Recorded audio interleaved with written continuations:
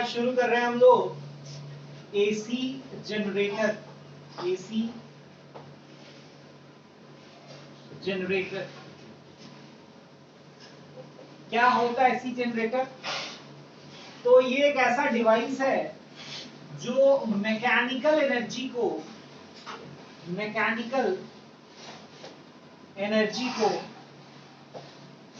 Convert करता है electrical energy में। So it is a device which converts mechanical energy into electrical energy. तो ये सिंपली एक ऐसा डिवाइस है जो मैकेनिकल एनर्जी को इलेक्ट्रिकल एनर्जी में कन्वर्ट करता है। अब कैसे ये कन्वर्ट करता है? तो इसका जो प्रिंसिपल है, इसका जो सिद्धांत है वो है इलेक्ट्रोमैग्नेटिक इंडक्शन।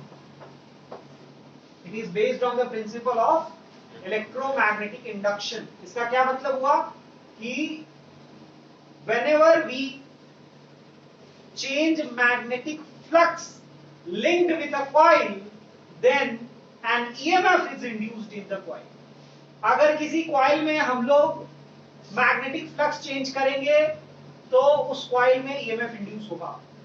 तो जब भी आप प्रिंसिपल लिखिए एग्जाम में तो केवल ये नहीं लिखिए कि it is based on the principle of electromagnetic induction, but आप ये भी लिखिए कि what do you mean by electromagnetic induction, तब जाके ये प्रिंसिपल पूरा होगा। अब हम लोग इसके कंस्ट्रक्शन को देखेंगे, इसके कंस्ट्रक्शन को देखते हैं, कंस्ट्रक्शन देख के समझने की कोशिश करते हैं।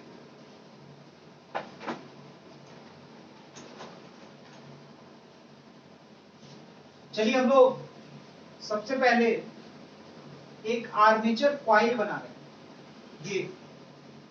ये है आर्मेचर कॉइल।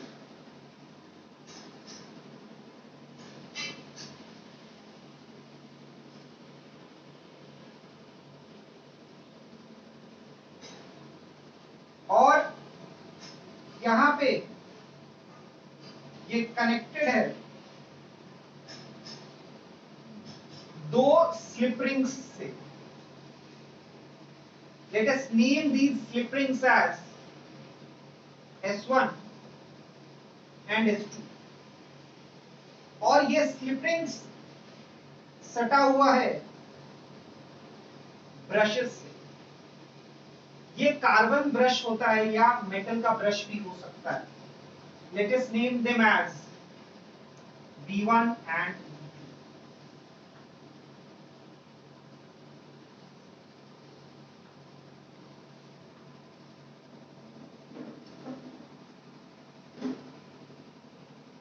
और यहां से ये कनेक्शन निकलता है।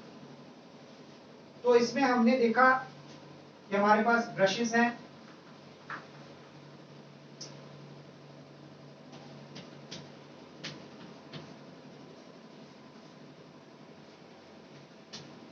स्लिप रिंग है, ये आर्मेचर कॉइल है। इसके अलावा जो एक बहुत ही इंपॉर्टेंट कंपोनेंट है इसका, वो है मैग्नेट।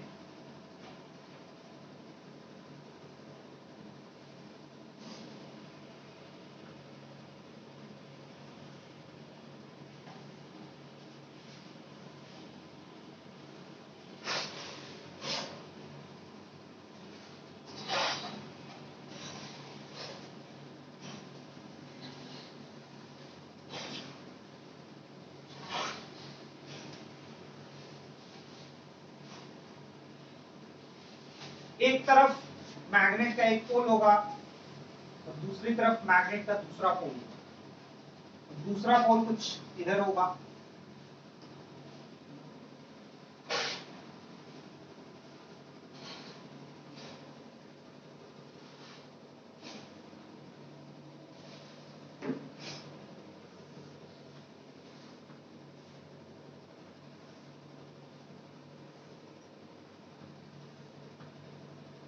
सपोज कि ये नॉर्थ पोल है और ये साउथ पोल है, तो जो मैग्नेटिक फील्ड लाइन होगा वो इस तरह से नॉर्थ से साउथ होगा, मैग्नेटिक फील्ड लाइन इस तरह से नॉर्थ से साउथ होगा। ये मैग्नेटिक फील्ड का डायरेक्शन, और ये हमारा आर्मेचर कॉइल है, सपोज ए बी सी और डी। इस तरह से हम लोग आर्मेचर कॉइल के 4 एंड हमने दिखा दिए। तो ये भी कुछ एरिया वेक्टर होगा इसका, और वो एरिया वेक्टर हम लोग कुछ इस तरह से दिखा देंगे, और इनके बीच में कुछ एंगल है थीटा। ये एरिया वेक्टर हो गया, और ये जो है वो बी वेक्टर हो गया। ये एक शाफ्ट से कनेक्टेड होगा। आपने जितने भी methods of generation of electricity पढ़ा होगा, उसमें ये देखा होगा कि टरबाइन रोटेट करता है, और अगर टरबाइन रोटेट करता है तो वो वास्तव में कर क्या रहा होता है, वो जो रोटेटिंग टरबाइन है वो शाफ्ट से इस आर्मेचर कॉइल से कनेक्टेड होता है, और जब टरबाइन रोटेट करता है तो साथ साथ ये आर्मेचर कॉइल भी रोटेट करता है। अब देखिए, जब ये रोटेट करेगा तो इलेक्ट्रिसिटी प्रोड्यूस होगा, कैसे वो तो हम लोग समझेंगे, लेकिन उससे पहले ये भी चीज समझना जरूरी है कि स्लिप रिंग और ब्रशेस क्यों आवश्यक, क्यों जरूरी है कि हम यहाँ ब्रश और स्लिप रिंग लगा के रखें। ये सब मेटालिक या कंडक्टिंग कॉन्टैक्ट्स हैं। आपको अगर इसमें से करंट ड्रॉ करना है तो आप इसको कनेक्ट करके रखिएगा वायर से, और अगर आप वायर ज्वाइंट कर दें तो रोटेट जैसे जैसे करेगा वैसे वायर जो है लपेटता जाएगा, और आपका वायर छोटा होता चला जाएगा, टूट जाएगा फाइनली। तो आप वैसा कांटेक्ट नहीं चाहते। आप इसमें क्या कर रहे हैं, इसके साथ ये स्लिप रिंग लगा दिए। अब जैसे जैसे ये रोटेट होगा तो स्लिप रिंग भी रोटेट होगा, और उस स्लिप रिंग से कांटेक्ट में ब्रश रखे हैं, टच कर रहा है खाली, हर समय उसके साथ वो टच तो है पर वो उससे जुड़ा हुआ नहीं है, वेल्डिंग नहीं कर दी है, वो बस रोटेट करेगा और ये उसको टच किए हुए रहेगा, सो दैट इसमें जो करंट है वो ये ड्रॉ करेगा। That's it. तो ये हो गया इसका कंस्ट्रक्शन। अब हम लोग इसके वर्किंग को और इसके थ्योरी को देखते हैं।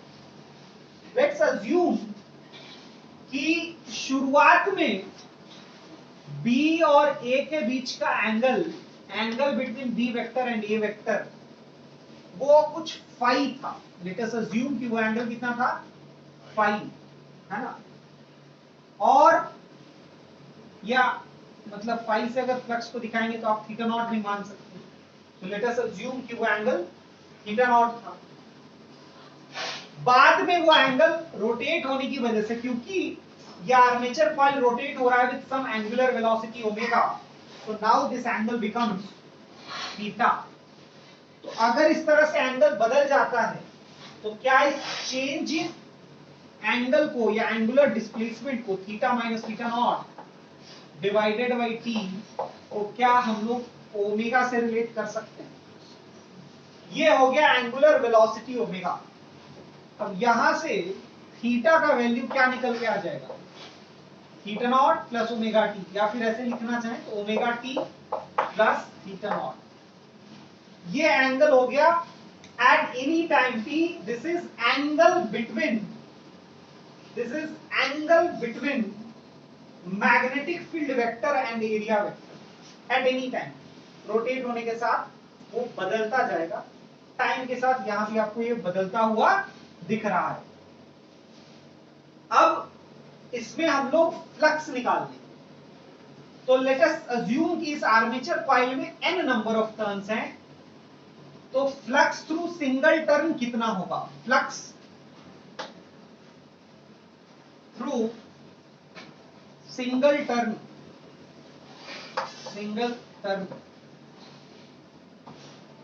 फाई से अगर डिनोट करें तो वो आएगा बी ए कॉस थीटा, और थीटा का ये वैल्यू अगर पुट कर लें तो आएगा B A cos omega T plus theta not.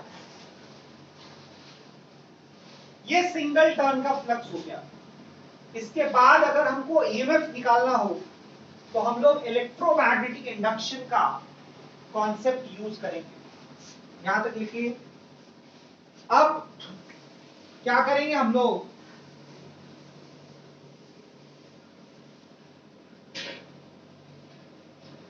अगर ईएमएफ याद करें, ईएमएफ इंड्यूस्ड जो होता है वो -n d∅dt होता है फैराडेज लॉ के हिसाब से। जहां 5 फ्लक्स थ्रू सिंगल टर्म है तो ईएमएफ जो हो जाएगा वो होगा -n d/dt of n b a cos omega t, b a cos omega t plus theta naught. तो EMF comes out to be minus, ये जो चीज है ये तो कांस्टेंट है, बाहर निकल गया, NBA cos ओमेगा टी का डिफरेंशिएशन हो जाएगा minus sign omega T plus theta not. और फिर जब इसको आप डिफरेंशिएट करिएगा तो एक ओमेगा आएगा। अब ये माइनस और ये माइनस मिलके प्लस हो गया तो ईएमएफ आ गया NBA omega into sine omega T plus theta not. अब ये जो चीज है ये है ईएमएफ इंड्यूस्ड। अब देखिए अगर इसका मैक्सिमम वैल्यू निकाले तो जब साइन 1 होगा उसी समय ये एक्सप्रेशन मैक्सिमम होगा।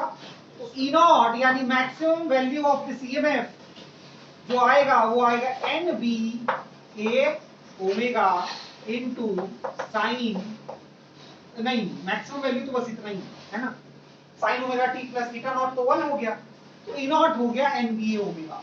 और अब वापस इस ई नॉट को पुट कर देंगे तो ई का वैल्यू हो जाएगा E naught sine omega T plus theta not.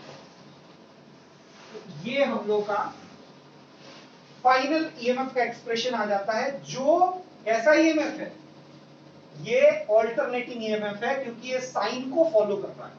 इसका ग्राफ अगर बनाएंगे तो वो ग्राफ ऐसा आएगा और इसीलिए ये एसी जनरेटर कहलाता है। अगर हम चाहें तो करंट निकाल सकते हैं। करंट होगा E/R जो कि आएगा E not by R into sine omega T plus theta not. और E नॉट बाई R को हम लोग I नॉट लिख सकते हैं क्योंकि this will be the maximum value of current. So finally we will have I equals to I naught sine omega T plus theta not.